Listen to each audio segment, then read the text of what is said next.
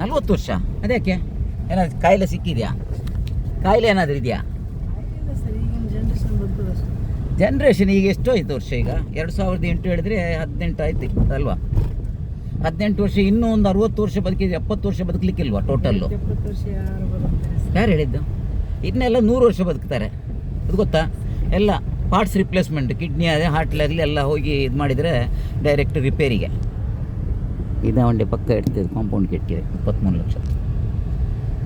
ಹೇಳಪ್ಪ, ಇನ್ನೂ ಒಂದು 40 ವರ್ಷ ಬದುಕಬೇಕಾದ್ರೆ ಒಂದೊಂದು ವರ್ಷಕ್ಕೆ 5 ಲಕ್ಷ ಇದ್ರೂ ಎಷ್ಟು ಸಾಕಾಗುತ್ತೆ? 100 ಕೋಟಿ ಬೇಕು ಅಂತ ಹೇಳ್ತೀಯಲ್ಲಪ್ಪ ನೀನು. ವರ್ಷಕ್ಕೆ 5 ಲಕ್ಷ ಅಲ್ಲ ಸರ್, ಮತ್ತೆ 5 ಕೋಟಿ ಇದ್ರೂ ಸಾಲ. ಯಾರು ಹೇಳಿದ್ದು?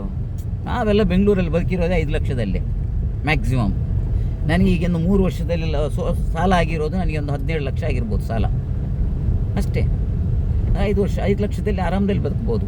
ನೀವೆಲ್ಲ ಎಲ್ಲಿ ಏನು ಮಾಡ್ತಾ ಇದ್ದೀರಾ ಅಂತಲೇ ನನಗೆ ಅರ್ಥ ಆಗಲ್ಲ. 5 ಕೋಟಿ ಇದ್ರೂ ಸಾಲ ಅಲ್ವಾ ನಿನಗೆ? ನೋಡಿ, ಈಗ ಆರಾಮದಲ್ಲಿ ಕಾರಲ್ಲಿ ಹಿಂದೆ ಕೂತ್ಕೊಂಡು ನಾನು ಡ್ರೈವ್ ಮಾಡ್ತಾ ಇದ್ದೀನಿ, ನಾನು ಡ್ರೈವರ್ ಆಗಿ, ನೀನು ಓನರ್ ಆಗಿ ಕೂತ್ಕೊಂಡಿದ್ಯಾ ನೋಡು. ನೀವು ಓನರ್ ಅಲ್ಲ, ಓನರ್ ಕರೆಕ್ಟು, ಬಟ್ ಈಗ ಕೂತ್ಕೊಂಡಿರೋದು ಲೆಕ್ಕ ನೋಡಿದರೆ ಹಿಂಗಿರುತ್ತೆ ಅಲ್ವಾ? ಸೊ 5 ಕೋಟಿ ಅಲ್ಲ, ಇನ್ನೊಂದು 60 ವರ್ಷ ಬದುಕ್ತೀಯ ಅಂತ ತಿಳ್ಕೊಂಡ್ರು, 78 ವರ್ಷ ಆದ್ರೂ ಕೂಡ ನಿನಗೆ ಒಂದು ವರ್ಷಕ್ಕೆ ಒಂದು 10 ಲಕ್ಷ ಇಟ್ಕೊಂಡ್ರು ಎಷ್ಟಾಗುತ್ತೆ ನೋಡಪ್ಪ? ಲೆಕ್ಕ ಮಾಡು. ಈಗ 18ರಿಂದ 40 ವರ್ಷ ಇರೋದು ನಿನಗೆ. ಇನ್ನು 40 ಅಲ್ಲ, ಒಂದು 50 ವರ್ಷ ಇದೆ ಬದುಕ್ತೀಯ ಅಂತ ತಿಳ್ಕೊ. 50 ವರ್ಷಕ್ಕೆ ಒಂದೊಂದು ವರ್ಷಕ್ಕೆ 5 ಲಕ್ಷ ಅಂತ ತಿಳ್ಕೊಂಡ್ರೆ ಎಷ್ಟಾಯಿತು? 10 ವರ್ಷಕ್ಕೆ ಎಷ್ಟು? 1 ಕೋಟಿ ಅಂತ ಇಟ್ಕೊ. 10 ಲಕ್ಷ ಇಟ್ಕೊಂಡ್ರು 60 ಕೋಟಿ 70 ಕೋಟಿ ಬೇಕು. ಇಲ್ಲ, ಯಾರು ಹೇಳಿದ್ದು? 6 ಕೋಟಿ ಇದ್ರೆ ಸಾಕಾಗುತ್ತೆ. ನೀ ಏನೇನು ಲೆಕ್ಕ ಮಾಡ್ತೀಯಪ್ಪ ನೀನು?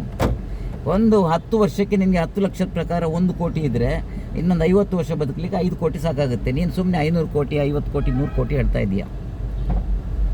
ಸಿಗಿ ಬಾಗಿ ರೈಟ್.